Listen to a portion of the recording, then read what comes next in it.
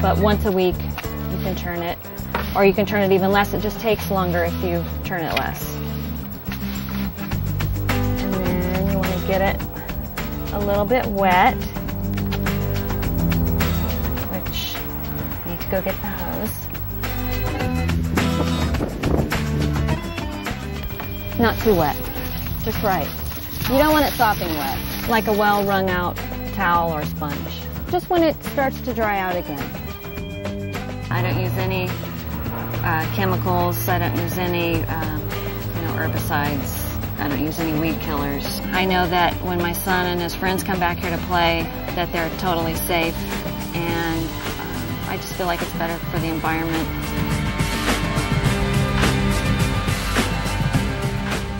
You can keep adding to your compost bin until you see that it's starting to turn to what looks like the finished product. And then you want to stop and wait until it's done. It takes a few months usually. The summer it works faster because it's a little warmer out. In the winter it takes a little bit longer. Well, the last step in the process that I follow is that when you get some that's pretty well ripe, if you want to call it that, or mature, I put this homemade screen on top of my wheelbarrow, and then I start shoveling this stuff, and I just sort of screen it, and the soil kind of goes through, and you can just smell the richness.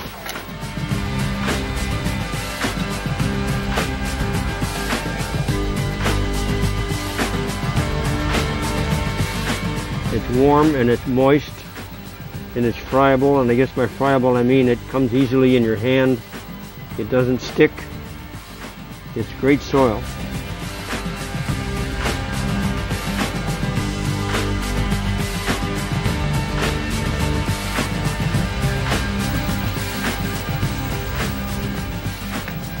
So I want to put compost on these green beans, my second crop, so that it'll be an instant fertilizer for them, and I'll just work it into the soil a little bit with my fingers. And then this will be a nice fertilizer for these beans and help them grow. And it's so mild you don't have to worry about it burning your plants either, like some fertilizers do. I'm going to make compost tea, and I just take an old recycled bucket and I'm going to fill it about 1/3 full with finished compost.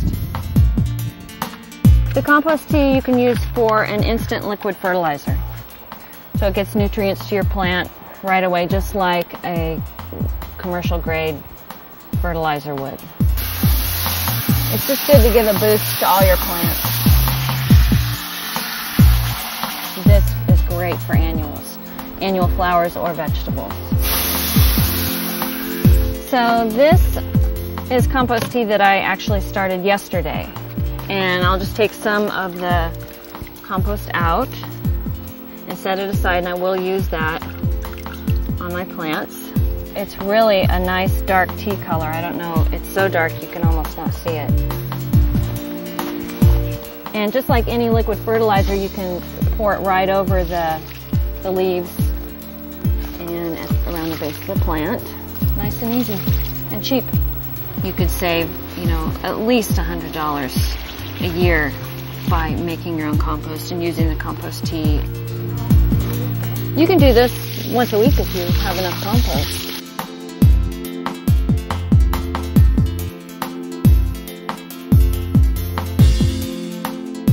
We're not only going to talk about composting in this workshop, but we're going to talk about some practices that are not composting, closely related to composting, but are not composting, but can help you to reduce the amount of green waste that you have to dispose of.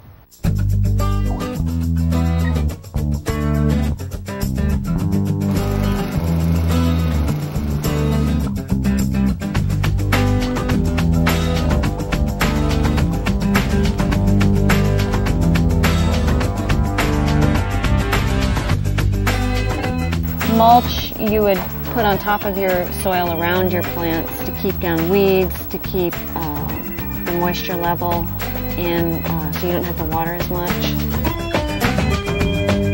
I use mulch in the pathways so that I don't have to weed as much. And I also use mulch, as you can see here, around the plants, but not too close to the base of the plant, so you don't want to rot out the crown of the plant.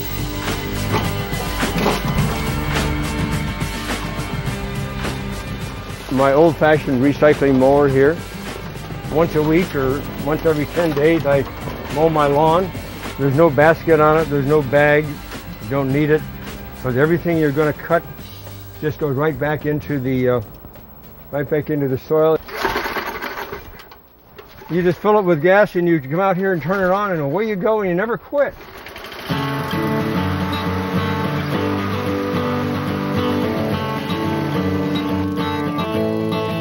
I think it's better than doing it the old way, where I always fill my green can top full and never have room for anything else. It was a waste. This adds nitrogen to the soil and it adds organic matter to the soil. I think it holds water better than if you do it the other way around. It makes it much simpler, it's easier. Still got to trim the edges though, and I trim the edges the old-fashioned way with a hand shears.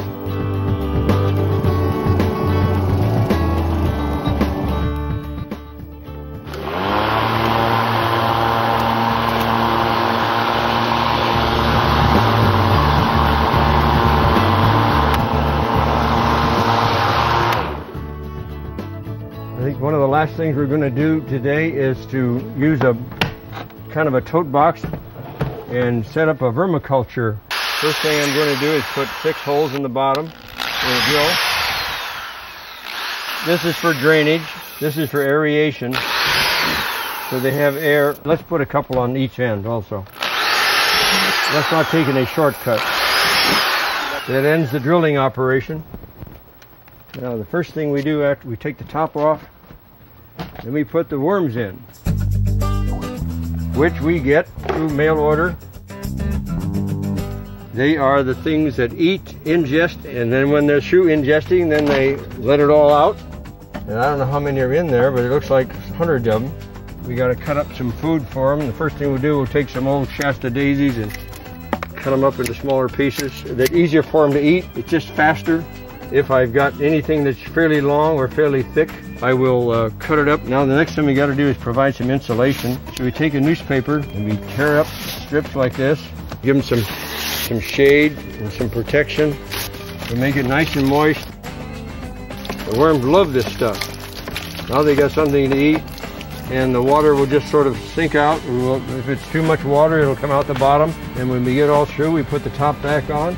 We don't want it too hot in here. Put it in a nice place where most of the day we get shade, and it's right over here. It's got air holes on the side, and it's got drain holes on the bottom. It's got food, and it's got insulation and water. That's about all you need for vermiculture. After a period of a few months, the worms will be producing worm castings. The castings will get very deep in the box, a number of inches deep. At that point, it's time to begin to harvest your worm castings. The first thing you want to do is take any food scraps that you're going to be adding and put those in one side or one corner of the worm box. The worms will migrate to that side or that corner of the worm box to feed on the food. It will take about a week to do that. Once they do that, you can remove the paper and remove the castings with your hand or with a trowel, and you'll allow the castings to dry out on the newspaper over a period of a couple of hours. And once they're dry, place them in a plastic bag, and you can use them as either a top dress for your indoor-outdoor plants, or you add them to your potting soil. However you want to use the castings. They're very high in nutrients.